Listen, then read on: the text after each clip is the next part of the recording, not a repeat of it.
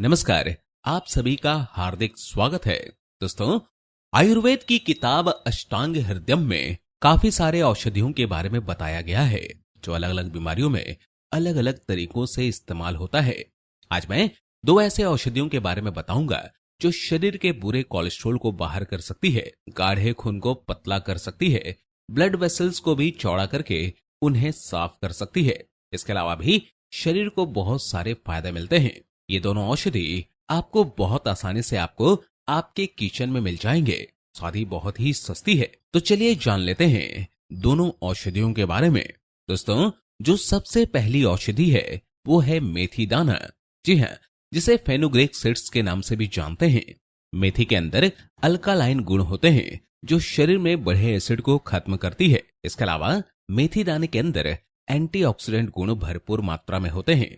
शरीर में खून अच्छे से सप्लाई नहीं हो पा रहा है, अगर नसों के अंदर खून गाढ़ा हो चुका है या फिर किसी कारण से नसों के अंदर सूजन आ चुकी है, घुटनों के अंदर सूजन आ चुकी है, तो आपको रोजाना मेथी दाने का सेवन करना चाहिए। साथ ही इसके अंदर ब्लड थिनर गुण भरे पड़े हैं, यानी यह खून को पतला करती है, इन्फ्लामेशन सूजन को दूर करती है। आप इस मेथी दाने को बहुत से तरीकों से इस्तेमाल कर सकते हैं।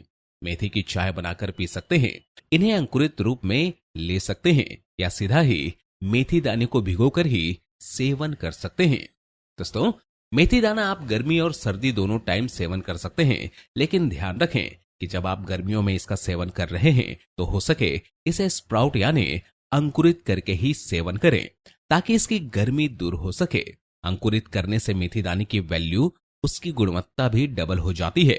दोस्तों, मेथी दाने के और भी बहुत सारे फायदे होते हैं। ये डायबिटीज को क्योर करती है, हार्ट के लिए अच्छा होता है, दिल के रोगों से प्रोटेक्ट करती है, पेट से रिलेटेड कोई रोग हो, इंडाइजेशन, अपच या कब्ज का भी इलाज करती है। ये वात के रोगों को दूर करती है, कफ के रोगों को दूर करती है, खांसी है, बलगम है, सर्दी जुकाम है, इस समस्या को भी ये दूर कर देती है। आइए अब जान लेते हैं दूसरी औषधि के बारे में। दूसरी औषधि है लहसुन। लहसुन हर घर में बहुत आसानी से मिल जाती है। यह नेचुरल ब्लड थिनर होती है, गाढ़े खून को नेचुरली पतला करती है, शरीर को डिटॉक्सिफाई करने में मदद करती है, लंग्स को बैक्टीरिया, वायरस से प्रोटेक्ट करती है, यूटीआई और किडनी के संक्रमण को रोकती है। लहसुन को तो हार्ट के हेल्थ के लिए वरदान माना जाता है, क्योंकि लहसुन के अंदर एलिसिन तत्व पाया जाता है जो कि एलडीएल यानी बुरे कोलेस्ट्रॉल को शरीर से बाहर कर देता है। ब्लड वेसल्स यानी रक्त नलिकाओं को ये चौड़ा कर देता है। आंतों की गंदगी को ये दूर कर देता है। जो बैड कोलेस्ट्रॉल नसों में जमा पड़ा है उसको ये बाहर करने का काम करता है। दोस्तों, ये दोनों के दोनों औषधियां सेवन कैसे करनी है, आइए ये भी जान लेते हैं। इसके लिए आपको क्या करना है, आधा चम्मच मेथी दाना रात को पानी में भिगोकर रख दीजिए। सुबह जब आप देखेंगे ये फूल चुकी होगी, इसको चबा करके खा लें, ऊपर से मेथी वाले पानी को पी लें।